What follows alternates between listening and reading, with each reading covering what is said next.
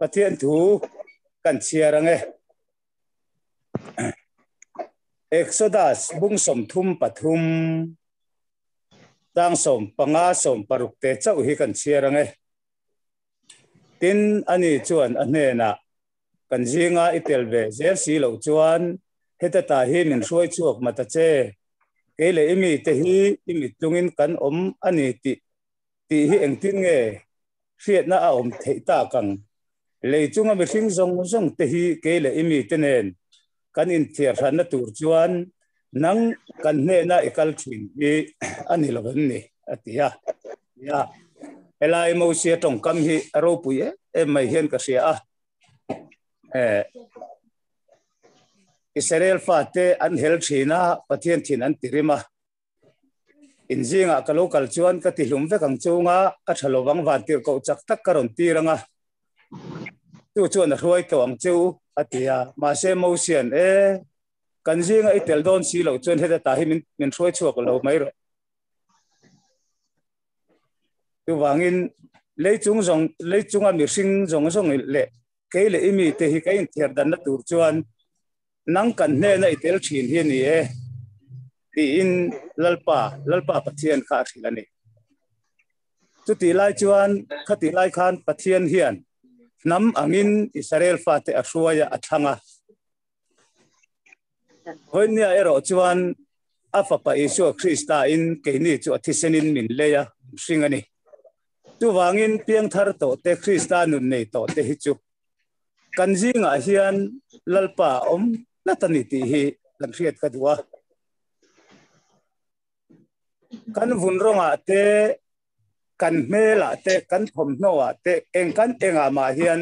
mi hring mu theya hian danglam na kan nei piang thar lo nen in anna danglam na kan nei mi lo amai ro chu ama lalpa nge kan hne na atharau chiang hima kan hne na hi anni ner kan long in thiar dan na kan danglam na om chun te hi lo ni ani chu voi ni apo hian karil ruwa om tlatani zana tangin karil ruwa hi om ngata piang thar te din mun hlut zia hi Kristan nun nei tu te din mun hlut zia hi ka ngai to thina lal dagudan Tinalin ko ruam zo ma ila thil thalo re reng ka lau lo bang ko dam lo na huna po hian ama ne na dam lo chu alo nuam that maya dam na huna po ama ne chuan anuama ital tum le tiangin mi thamuan ama lalpa nge azui ina azui zel wanga engki lo thamuang lo ni tia kha an sei duwa yang thar te din mun hi Kristan nun nei tu te din awal ro pu ama lalpa nge kan ne na hi kan se khaile kun tam manglo ila atha nge tan tu so mila lang ming lian ni athian te chera tong tai na hun te nei turin lo so mang o ole kalome ma saim thumat lem kan neyanga ei rilruwa COVID-19 sipui leng hian alian lo theilawa chumi wang chuan voina ka Bible chang ron chiar tur te po hi kan hun te hi eng anga mang tur nge kan ni hetiang hun har satak mang kan ni lai me khian lalpa lama eng ang hi nge ha kan son theina tur ti lamang kharil ro hian alian ber lo theilawa Bible chang dang than ti hi tha nei enol mai la helai toy te hi kan tiri kan chiar tum chu ani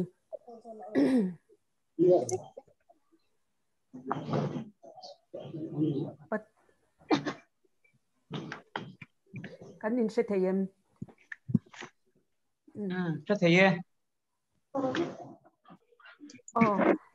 kan kir le lok alom om khop maya hei kei po hetiang anga mani e na po kan ho te pathian biak ho na hun po kum khat le chan ve don lai mai kan nei thei to lowa mani in chung mani a pathian pol na hun kan nei hi ani a atut em roalin a ko har tha ka ama ero chu bo in pathian ni a hetiang ang hun lu le hun thata mai chung in khom hun in buat sai sak tu pathian ne na ma saberin lom thu ka sai dua tin kan nau te zorin ate nu pa ina hetiang anga chung in khom na hun buat sai dan te an lo nei theya hei tianga kan han hun kan han mang thei te hi alom omina hlu le in ka sia a chu mai pia lama a tran na hun na poimo la ya te ke min han da ve te po hi kalom tak mewa tin i vo ina he la ya he hun mang tu te zong zong le zai rong bol na ma re mi pau tu le puspai reng puya te lali so krista mingin in zawa in chibai kabuk chewni pathian tu thiang lim ilongai tha ang u korin thon ni bungli chang som pasari thu hi ilongai tha ang u kan se om nep tak tun mit khap kar chung chawa om tur hian ro puin na sat tak tulani thil mu thei te hi en lovin thil mu thei lo te chu kan en jok si a thil mu thei te hi rei lo te atan ani a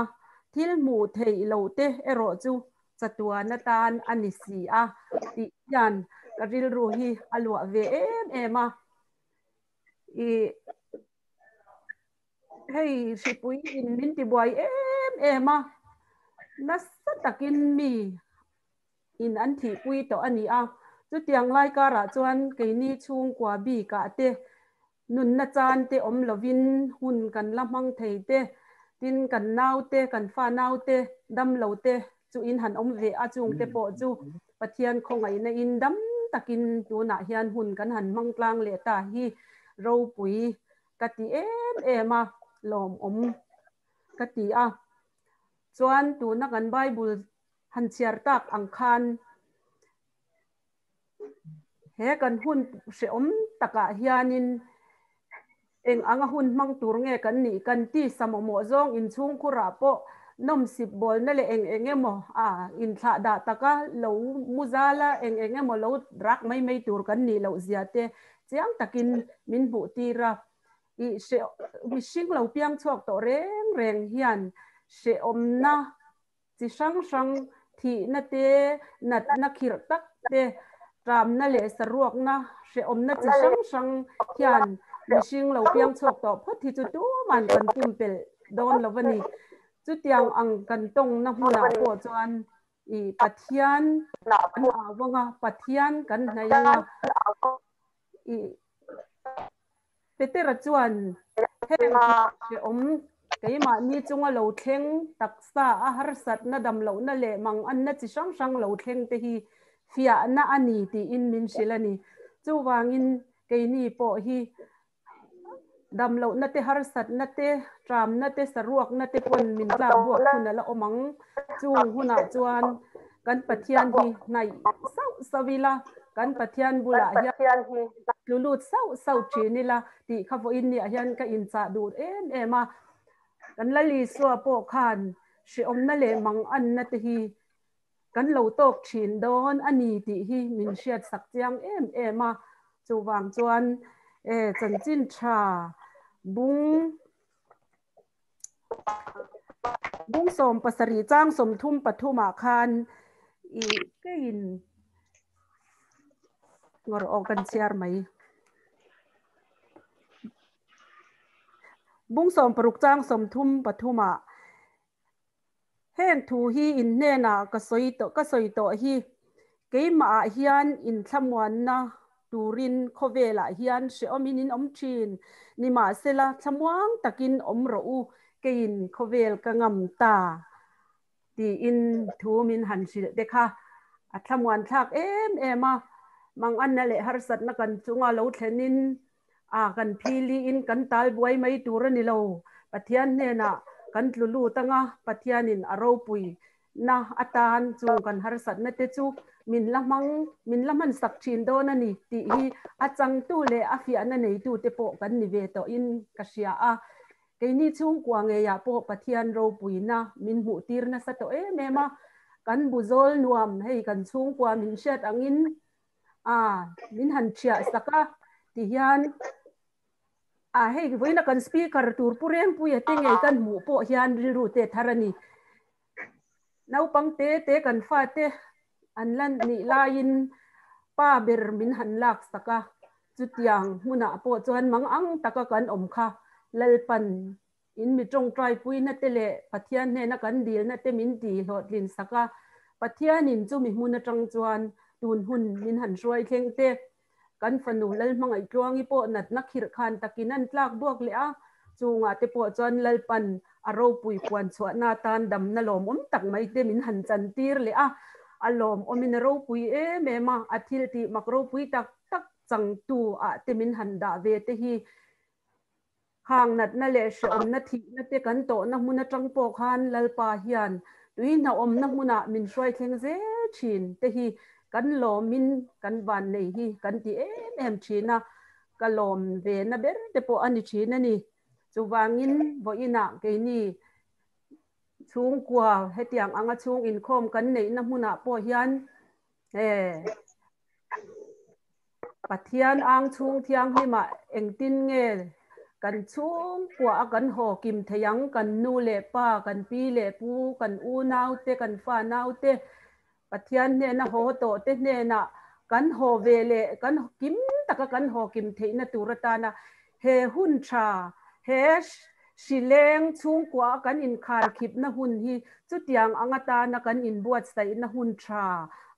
kan lo man theu thei na turatan i hlut taka kan man hi kai ka du ema chu thanem ngai takin kan in cha tel du bok ani pathianin athuthiang lim kan han sai tak te kha kan za atan malmin som sak theu ro se amen pathian ma kunin ni tong trai ang khongai na le za ngai na khat kan pathian kan chungai i that na te ingil nei na te zong zong awangin kan loma ine na lom thu kan shrila che lalpa vo in pathian ni nangma pola chung kwa hetiang anga inkom ho na hun inkom ho na hun tha min siam sakawangin kan loma ine na lom thu kan shrila che lalpa kan pathian vo in he kan chung inkom na rongbol tu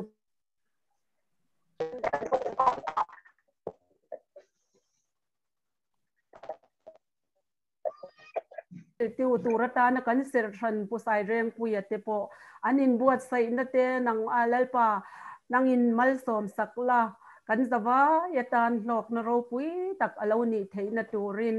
lalpa nangin ninti nun sakang che lalpa kan pathian du tak min mangai tu vo ina kapu kapile kapu tha te ho zong tlang shan shana kan om dara dam lo shitla na te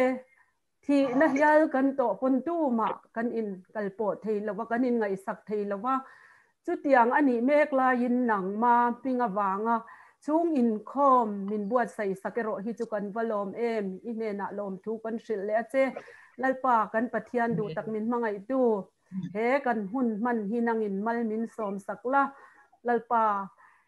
he shileng awanga chung kwa kan in khar khip na hun hi chung tin ten nangma tok tura in buat sai na hun tha ata na kan lo mana chung kima nangma ne na kan lo ho kom nge thei na tura ta na he hun himal min som sak tur che in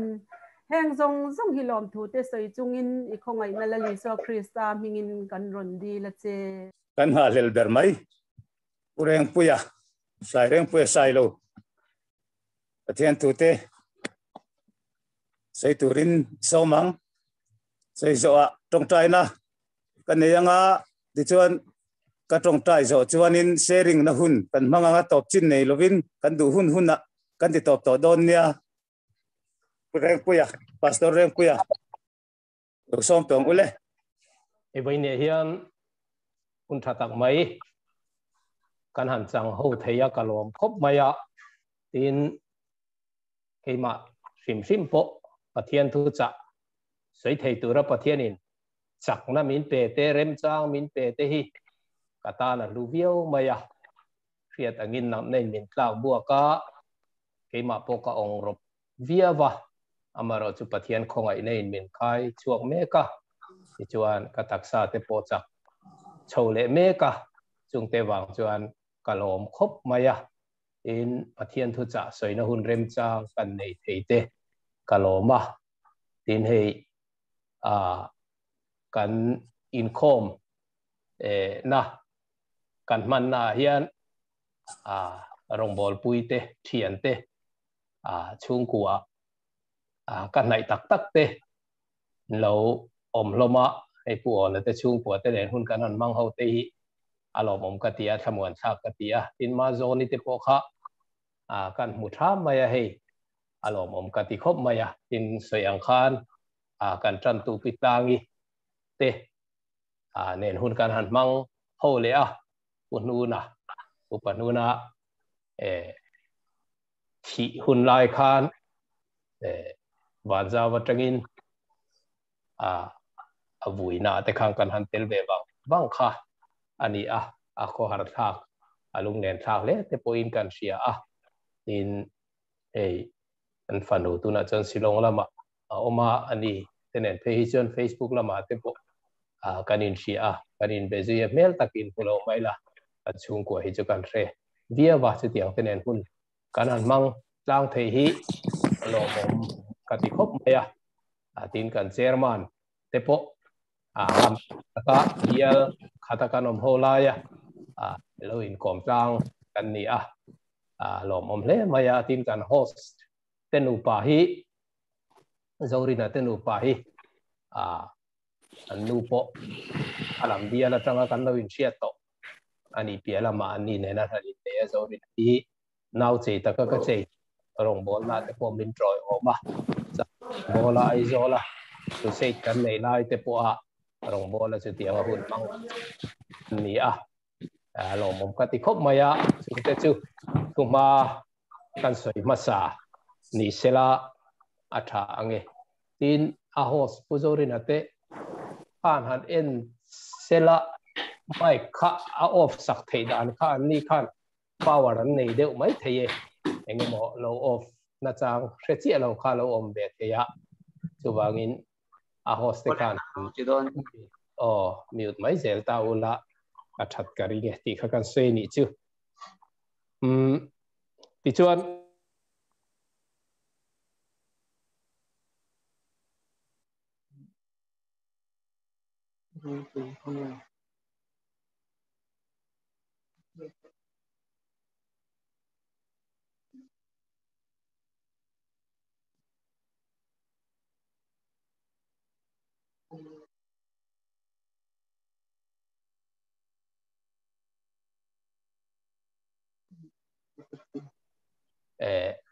sermon pakhat zanin le voina hian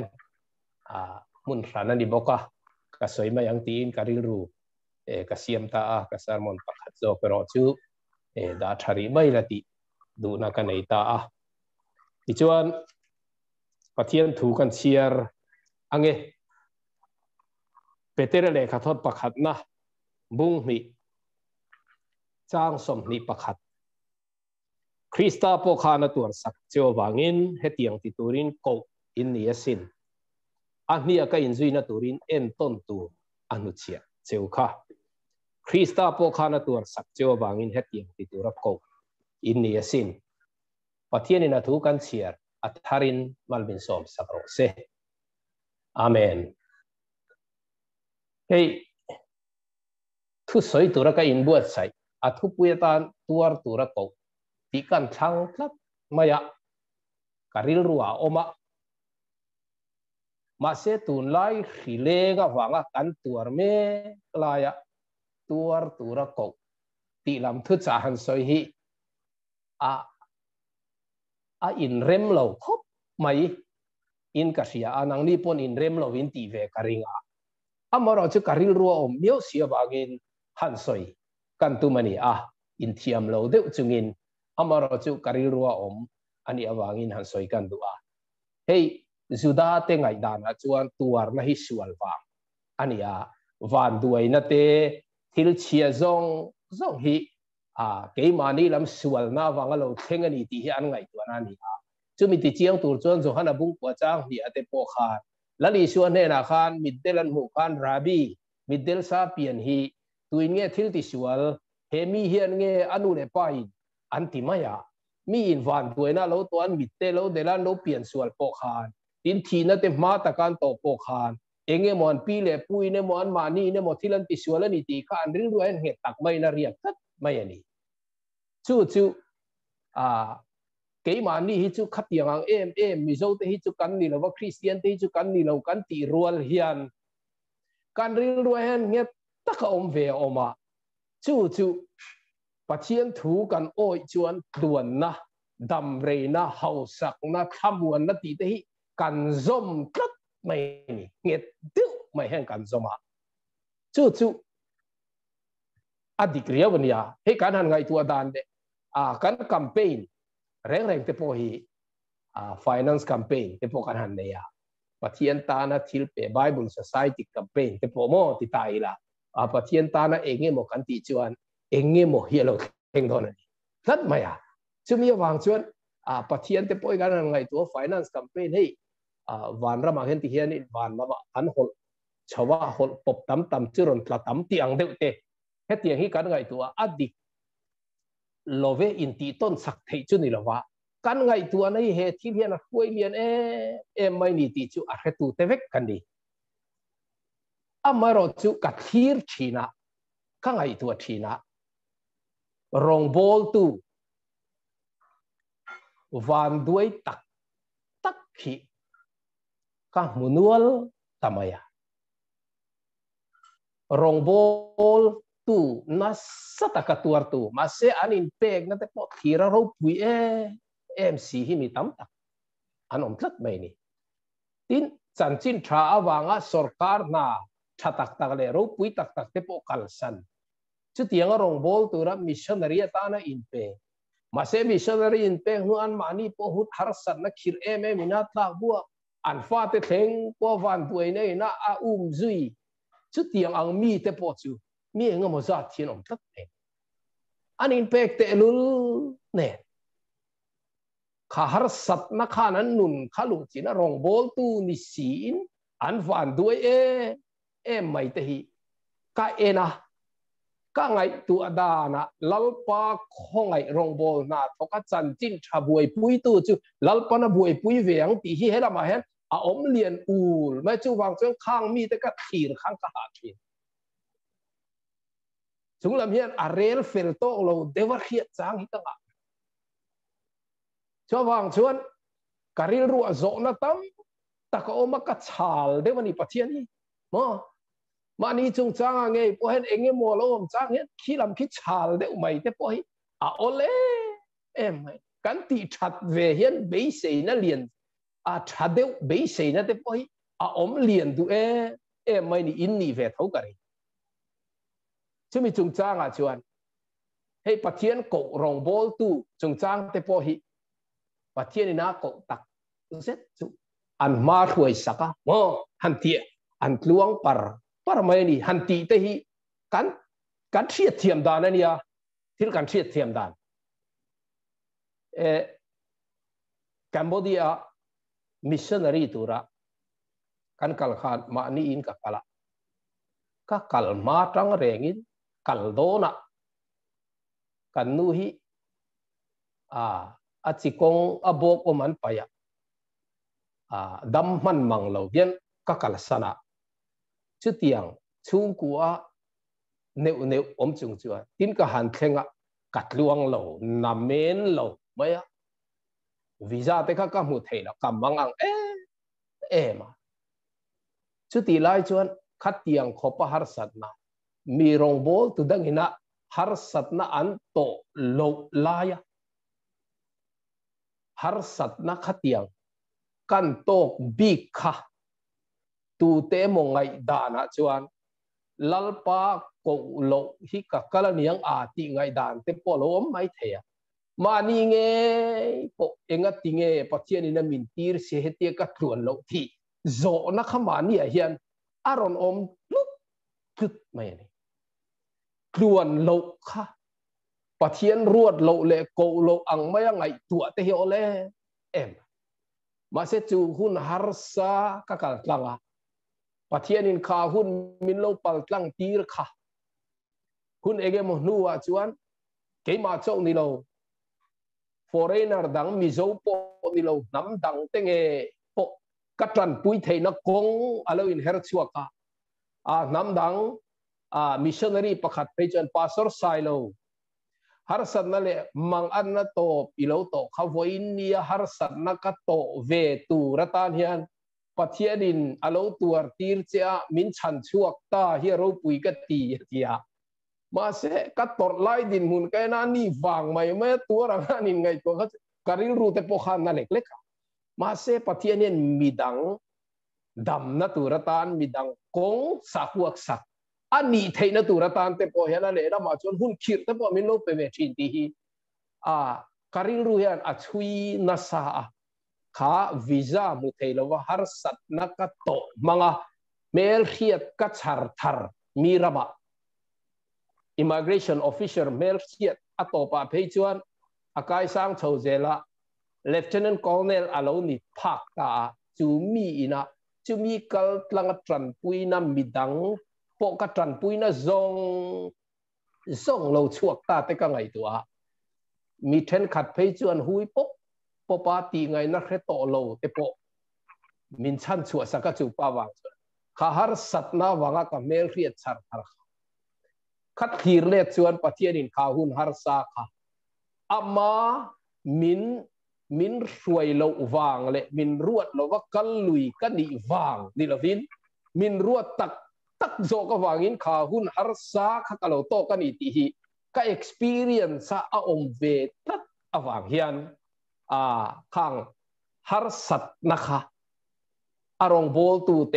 มังอันนะคะอันตัวนี่โลตีไงตัวนั้นด่านฮิจูอดีตโลวันนี้ที่ฮิก experience มินเชียตีร์เวทลัดไม่ยันนี่ที่ชวนทุกทุกทาร์ทีน่าจังชวนโคเวลีอันเชดงอันนี้เชียดนานี่ทิลชาลาววันด้วยนั่นนัดชีนักโคเวลเราเทงเงี้ยตัวจุดยังจูกันตัวนี้ที่ฮิทุกทุกทารินเชียตีระตุ้งจอนี่เห็นกันสิอีสัวริงตูนี่อวังวันด้วยนั่นแหละฮาร์สันนับปุ่มเปิลตูตีลำฮีทุกทุกทาร์เฮียนมินซิร์ตีระตุ้มโลมินซิร์ตีระตุ้มจอกจุดยังจุเราเทงตัวนี้กันชูกัวพอมินรอนลูจิลตัวนี้จูมีอาโลลูหุ่นอาชวนเองเตียมาชนตัวเงี้ยที่ฮิปเตียนตัวนี้ตีระตุ้มไม่จอกจูมีกงอาชวนมินรวยอาตุ้มไม่จอกกันนี่ที่ฮิการิลรู้เห็นเลียนมันนี่ปะเทียนตานะกันอินเปงนะเตกันทอลมเปกเตะมิงทิลกันตีเตะโลมันฮัดเดวเล็กมินเปเลตัวระปะเทียนเบสเซนะฮีอาเลียนมาเกมานี่เจ้ากันนี่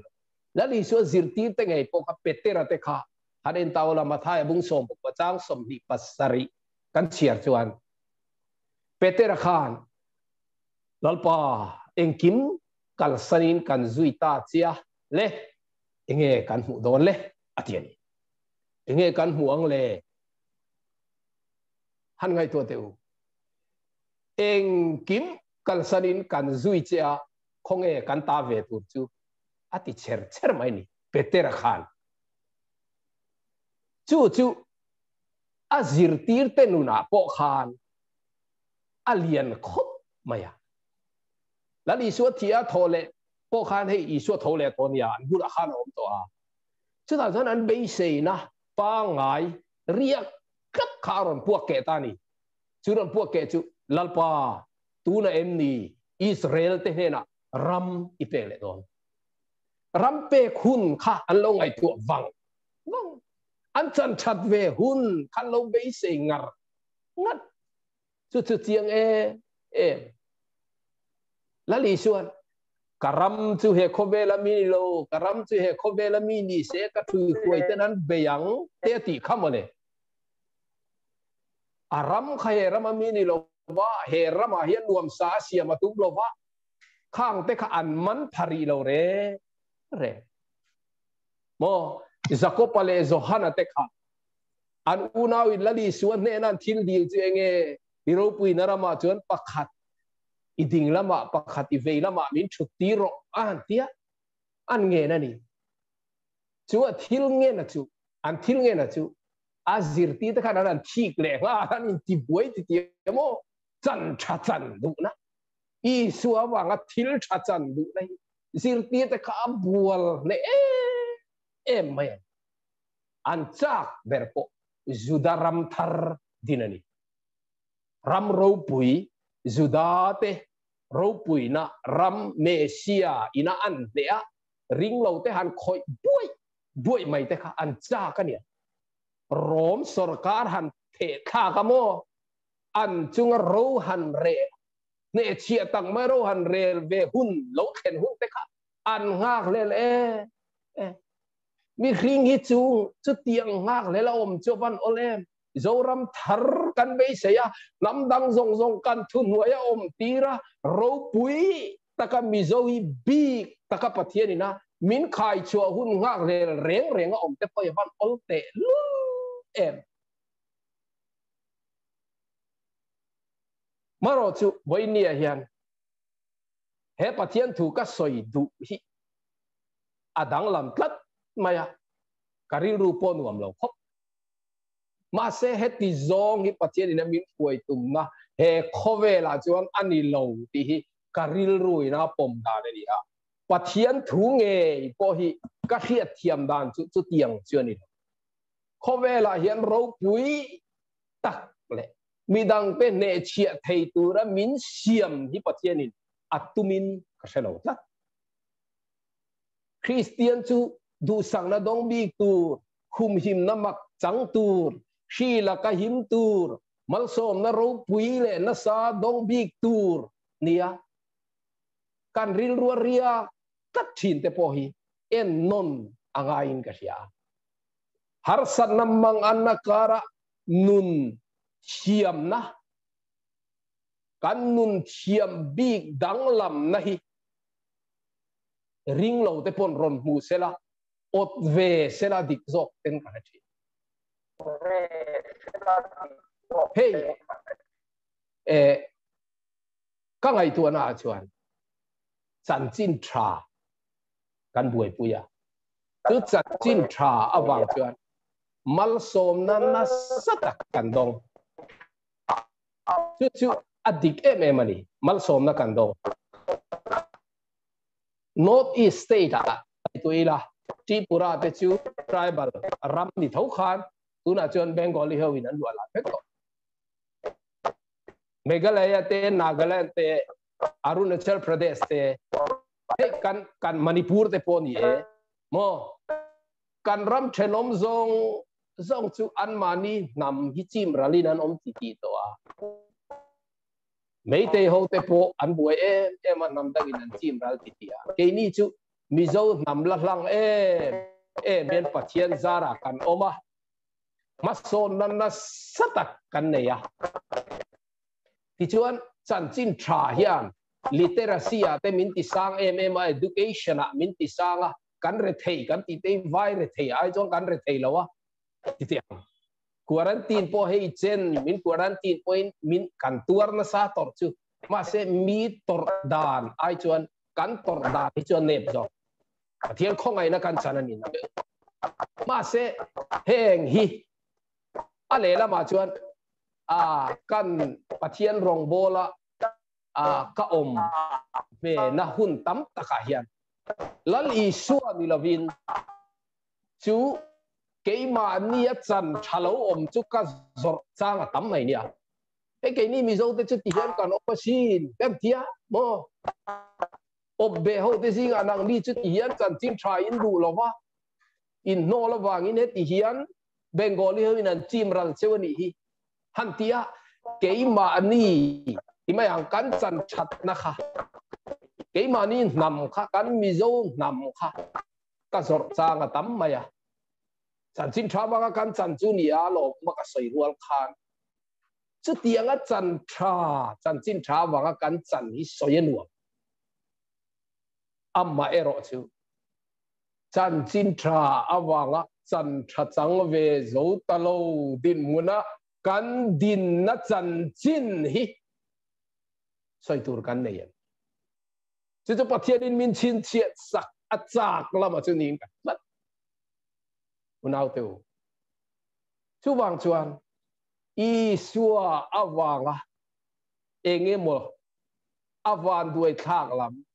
apoi lam a har salam amang an thak lam kan chan hi khun eng chen nge kan nei ve to chu tianga kan tur na ruam chu eng chen nge om ve to ti te po hi kan en anga in ka sia hey thu thung thar a khan kharau thiang lim alo thlen khan enge kan huang le ti hu peter te azir tir te engtiga nge ram tha a zuda te ram ro pui chu min pek don engtiga nge kan ro pui ve don ti ala li so be se na ne na thir tu te kha kharau thiang lim alo thlen me chuan peter le zir tir te khala li so thuan han soita ti chuan a ro rel tu tenan mana an timual phova an vela ini kha tir ko te thil ti bunga chang som pali chowa te kan a chang som li chowa te kan an chiarula chu tiang an vel chuan eng tin nge ni kha khami te khan o lal po kan ring ve chi a irong te po kan bol ve ma se ti hian min vole sia ti lam kha an soi lo re kharau chian ni manan chan nia an chan na tanga an ril ru lo in khak chian da enge ka muang le ti ai khan i suwa mingin eng tinge ka tor veang le ti hi an ngai tua zok to a vel ana nom khan i suwa mingin thu soi to suo an tia an han chuak chia chang som li pakhat tir ko te thil ti bunga chang som li pakhat an hu chu chuan an chuak kha chu ming awanga mual pho tuar tla ka ruat an nia wangin an lom le thi ni ta ni chumale ama enge ka chanang ti te khan a ming awanga mual pho an tuar ve hun khang ngak le ngoi maya alo thena khan an lom ta em ani chumale ava mak em tiro antum an rilru chulani suwa minga wanga torve i suwa minga wanga enge motive tum hian an nun khanin thuam ta zo kan i chumale afaro puyem i suwa wanga turna kongzo an thanga bola le zirti tenge e khangai to teu rongan bol na satelul an bol mana ille lo thata kan dina tu le fa thata kan ne ya mo ramzau tak tak pathian in an dil lo wa pe a ti la mi chiar tu ro me bible a hian zong te a an tho na sat te lul ne an tuar na sat te lul ne an martar fai ve an san chin zian ato phia wa chete lul le chan chin than ngai sak man ka awa chete lul em khovel thir na tang chu i suar rin hi hok lo mal som na avani lo chiang em kan te na tanga ngai to cha mal som na nia kan hria ta tanga ngai to cha van duai na zui ta kan i le ne mon ni kan thi pui mai do na lo zui ta kan i ma se an zuya an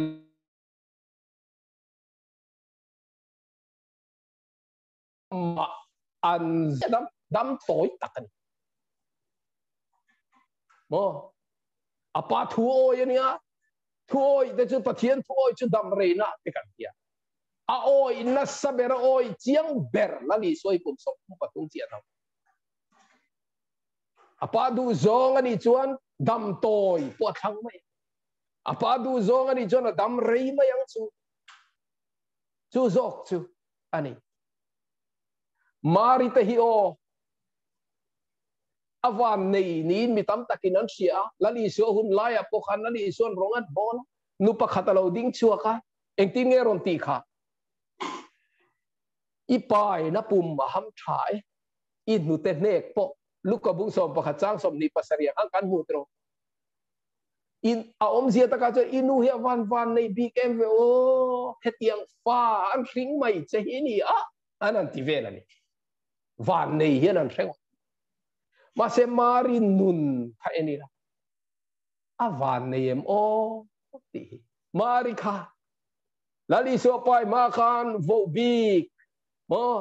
pathian vo big chi bai bu kania pathian vo big mari nun kha en pai mi thiam te pon an rin dan chuan mari hian ma taka apasal Josepha hi a sun ni in retlat Josepha ming hi lang zui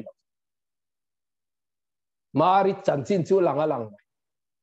ma takina mei thai vo big chan vo hi wa chemi afa te kha an parwal mai thei mei chia te lang lawa an unau zat te po hi chiang taka soi chu har ang reng ma se parwal ve tak chu ni khop mai amaro chu achung te a unau te po hi an chana cheviau nge ni o katia an re thei viau miang o te katia isua an ken be mari chan vo hi arab kha kania chu no pang te kha enge ni atul pui ani mela ti chuan lali suat thleng khan apasal la sun mai ni lawa afapa valai takin khosik pui na thi san mai ni lawa an ngai tua ma teu afapa du lai khan valai takin khove thi na chuan rap thak ber misual bera an ngai thi na khan krosa lali suan athi san ani chu vo big chan vo hi avan che ato pa phei chon cross atang khan lali suan mangai zohana apula ading kha ente inu kha ente ifapa kha mo chu ta bible chang kan mu chu chanchin tha zohana zia bung som ko chang som di pasaria chu ta chin chu zir tir chuan ama ina ani chu a hruai ta in le isu unau te khan mari kha an enkol zui theilo khopin an bakber ani angem ti thei ka ngai tu ni chu mani khin lo zohanan ashuaya chumi ne na chuan mo anu ape nu fa siam anu kha ngai tu lu tu la li so kha are thei lu tu ni te poina langa atop te hi avan cheve o vo big chan vo ani chu ama isu nge po hi zol nei na soi shin khangai to ma tu zol nei sai chu reng tinge ti lau pa chia ro tuar tu atil ngot mai ani chu vuak mo re thei na kong zo tur khan ko ve na lo ka pian mang that na le mel moi na reng a nei lo mo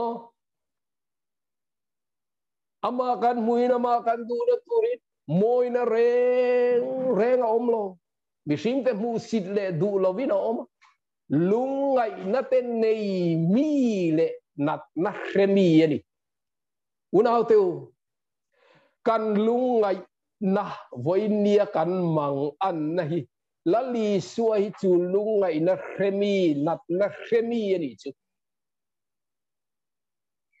lali suan nia ka kan zui don ani chuan khoi ange to crossa to kan bible chang chiar lan ta kha krista po kha na tur sak cheo wangin hetiang ti tur ko in ni sinati petera lekhathon pakhan na bungli chang khata chuan ektin nge ti kha chu ti chuan kristan ti sa tur wangin nang ni po chu tiang ril ruk lain in thuam verau ati krista meu po tuar na in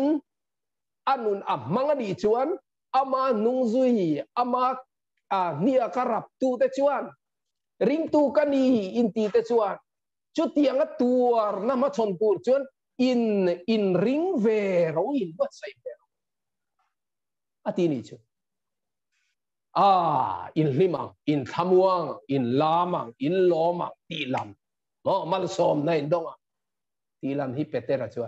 asoi ani veklat petera chu tuar tur te po hen in buat sai ve te u i suam ninga tuar te hi in huam ve te u atini he hun khir taka hian unau tu thamuan kan ngai mi tam takan thia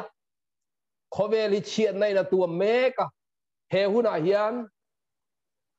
ahim tum ahlok tum mal som na don tum te hi athamuang berber te nie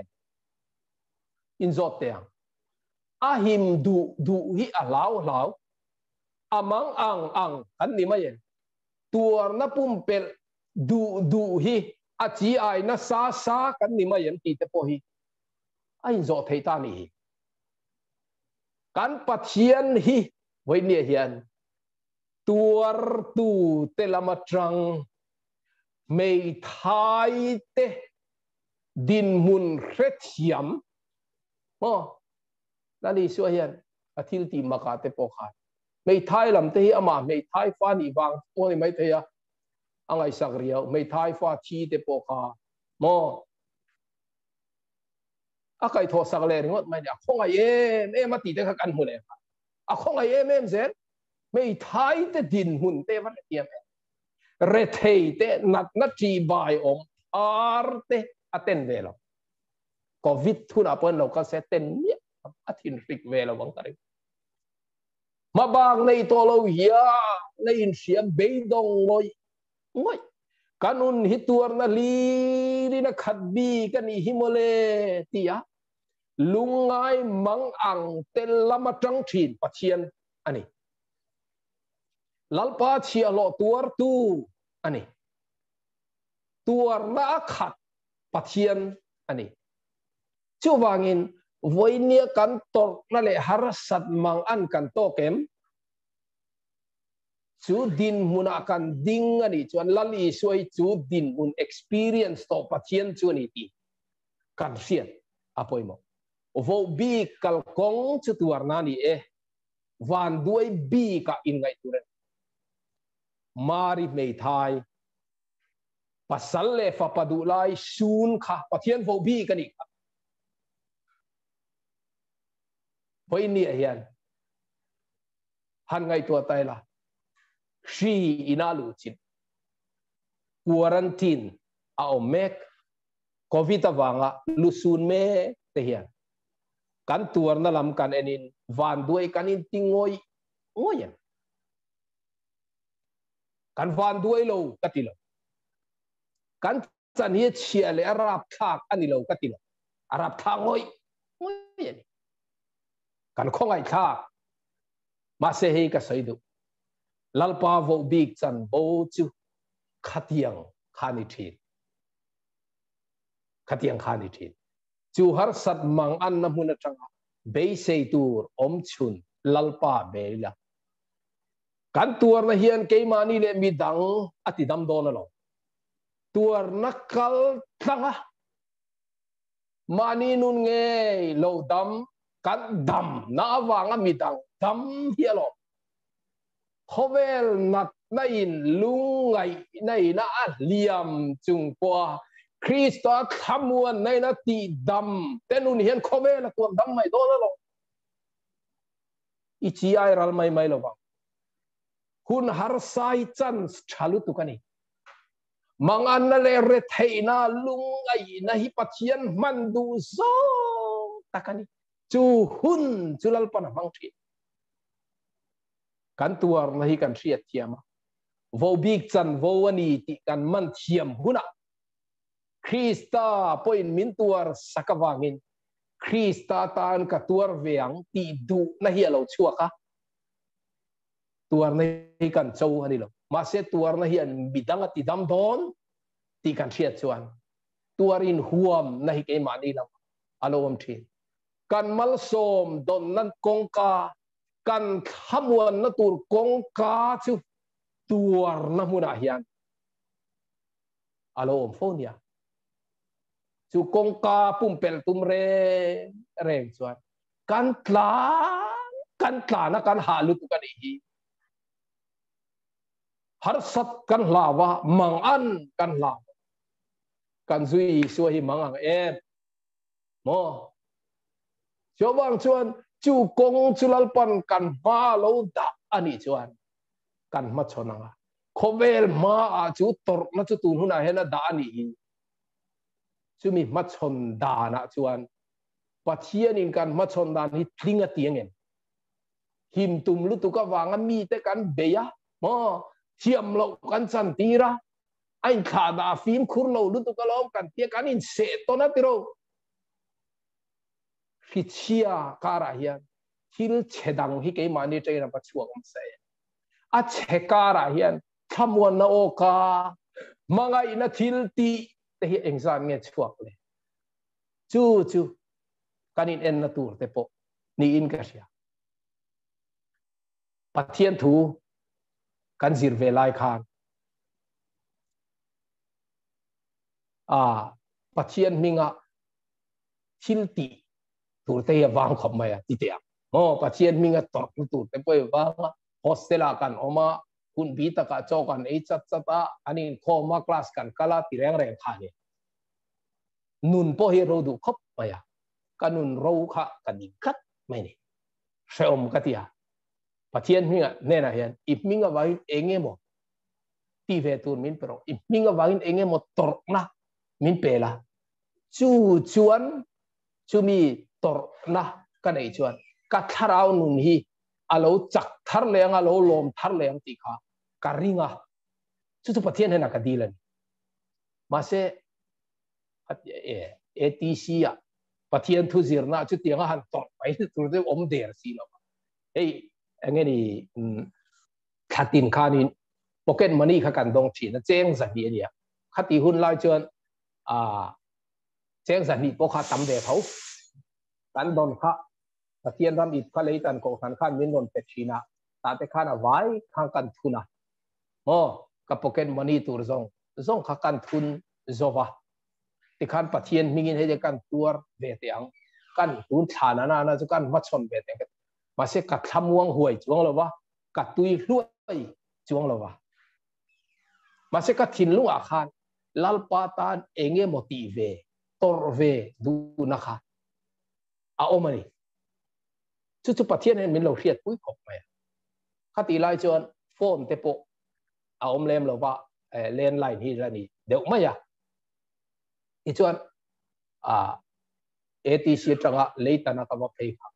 innu dam doina omani an tia atlam chhota kannu kha mission field atang khan anron phur chowa dam doina lo da alo le kalau khe reng lo min lo fit man lo ting an dam doina direct in an akut le lama hian thi sen an lo pe a i chuan akut le lama winin drip alo kala alo chawe em kan ko min chang pe mang der lo alo har mang der lo chu ti la ya ka vui mui chu lian takani ka vui mui chu lian takani chung lam hi ka en chou ka dak chu ni lawa kariru hena en chowa ngatinge kariru kha vui tap irong kan bol ve a rong bol na zau zo atan ti in pathian thu ka zira kan nu missionary in mission field ta a oma kan fanu nei chun po tu man kan om pui thei lo ba pi le pu te ne na kan da i ming hian chu ko hen thil kan ti ve mo Chrisel na mal som na te tal chu mo kan ti that ve khamin ti vui tu ani chu pathian ta na kan lo thok ve kha vui na min siam tu mai kha lo ni chu ma le chu ta chuan karil ruwa ka trong trai na kha aro lang ta i mingin min tua tir ve le to khati na kha aron lang zok mày à chú ta chuan can in en ta pathian in cái ni chu của tệ lul à mình avang tuar về thầy rong bol na vang an na thầy mang ang thầy à min lo siam về min lo thăng về lúc na khắp pathian in min han bu tir ta chú din mun khir khan tak le nat takakan om lai chon lom na na sa em kavan phulo ve ti thei na pathian in min petani voi ni theng chú pathian ta na ka in pek na lem te a ming awanga a enge moti ve tuar ve du na thin lu ka lo nei kha khahuna khan voi ni thenga ka soi chon tur testimony hi ka don pa ta ni chu khati hun lai khang ka tan chuan atana ka ti ve thei kha ke ma po in ka dap chuak thiam lo ania ma se pathian chuan alo hre em mai kan in huam ani chuan pathian in atana kan ti ve tur hi kong asia kan ti ve dan tur kong min ko mu tur hi sia ti hi karil ruwa a omani ti chuan pathian ta na engemo ti ve tu na ril ru ne tlat thi polana chu tiang ril ru nei in thuam ve ro krista po khana tur sak cho wang min ti akha chu ril ru pathian ta na engemo ti du ve ril ru chu pathian tan hian alo lue em mai ani chu wang chuan chu ril ru chuan kanin thuam ve ngai ani Timothea thon ni bung ni chang thuma Krista sipai thatak angin se omi tur puiro tia Polan Timothea ne na cha Krista sipai tha chuan khreoman tur thinang hian nang po ka se om nahi min ron trom pui vero ron tur vero ti nani chuwang chuan Timothea Polana som na te ra pathian rong han bol la lim namak tak khamuan namak tak ichanga nga ti lam hian a som keu lo re khati huna khan Polan Timothea som da chu mak takania kreom hiron tuar vero atimai malsom nei dong don nia ipe anga rong i bol chuan inu te nu pui chha dewi ne anga chuti khati ti lam hi asoi mu lo re sheom tuar min tuar pui vero Krista apona tuar lo male atimai ni ring tu ni na kan sia thiam da I suwa zui man ni kan sia thi anuam del lutuka lungai nei min tla buang ma ani enge mo lo khen hian ngatinge ring tu kanilomi tikha khatiang ang khan kan ngai tua zunga nuam tur khamuang tur kluang tur ang hian kan nun hi ai ngai tua thin ma se chu tiang ringot chu anilo ti hi pathian mi kal masato te tangle amai suang nge ye tang po khan la siam tu chuan ikong lingin lo khat ma se olal pa lu chungai tu ala iril ru tilungai ma se mi thiang lim zo ma achun ta mi thiang lim zong ma achun mi thiang lim zong ma pathian fa pa meu ina tuar chuan voinia hian keini po hi tuar ve om kan ni lomi ti hi kan riat thiam apoi ma inga sia min tuar saktu in pek nale kantana thil ti hingai tuila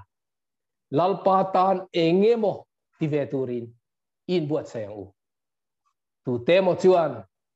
he hun seoma hian political advantage an la anga mo party amo politics amo mi pui support an duwa wangin thil tha an ti ni mai theya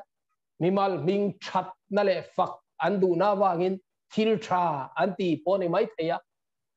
voinia hian hetiang hun harsa khovelina mang an na to lain kan chen khoveng le kan chung kuang nge po he mang an na hian min ron sut sok lai hian ke ni ro chuan eng tiang point tuari la eng tiang point omi la eng tiang point van duai la mi khian kai lo lain kan chung koi shin min ron be buai ani point chung din mun chu vo big te chan vo wa hian a tel ve ni ti sia ila lalpa boy nu kani thuang zel in ka chunga theng ro se ti chungin he hun harsa hi ma chonila keni misual de tana tuar tu lali suwa tan tuar let ve thung turin tu emon nu na mal som na chete tal he hun harsa hian khen ve turin tuar in huam na nein he hun harsa hi ma chona chu ti ni lo chuan lungai na hen min chi manga thik na in khreom na in kan pun tlokang ma se he kong hi lalpan na vo big te chan vo ada ve atuar tir ve ki khachungin long takin khupur lovin lungai lovin he hun harsa hi ima chonang u pathin ne thu kan soi te kan za ba tan malmin som sakro se amen itong tryang u min mangai tu lalpa kan pathian khovela hian min thamuan te malsom namin vur te hi re reng lo ma se thamuan ai te thamuan turin lungai le saltang te chua turin chu din mun khreom chiron dai ve angai angkhan lalpa mamo tu te chan chuak turin kan khreom ve angai changa oma mi harsa te din mun kan phur chuat thainan harsat na kan paltlang alo tul trin chutiang harsat nain min bom chuan vo big chan vo kachang veta ti thei turin chunglam thamuan na ne hun harsa ma chon turin tharau thiang limin min chan puyang che nom sak na malsom na a kong tin re ngat luan na te hi lalpa kan chan vo chau chu tiang chau sang tur chuan ko kan ni lo ti min ria tir thar le a lom thu kan khila che lalpa krista po kha na tur sak chu wangin hetiang pitura ko in nia sin adnia ka in zui na turin en ton tura chia cheu kha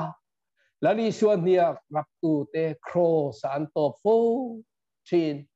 voi nia hian cross a top am ve turin nangin min chan pui har le ang che chandam tu du tak lali suam mingin kan ti le amen le thiên ne nei trong ta yang o lalpa e khong na kut chak kan chung ai lan tir ze la ke ni chuan tan hun kan ne ya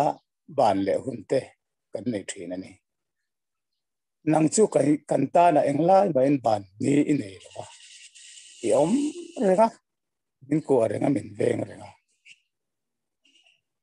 aria kan street te alo top le ta reng maya rider lowa kan thinlung kan tharawa chinong min tu sak ri le turin e khong ai na kuta kanal pa iso krista meng kan kol tire amen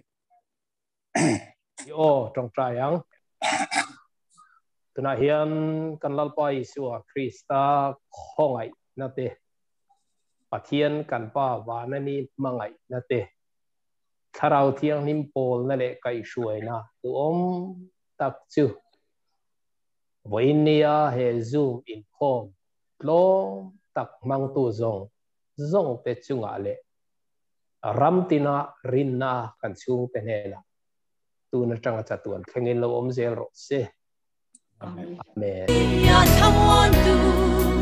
try to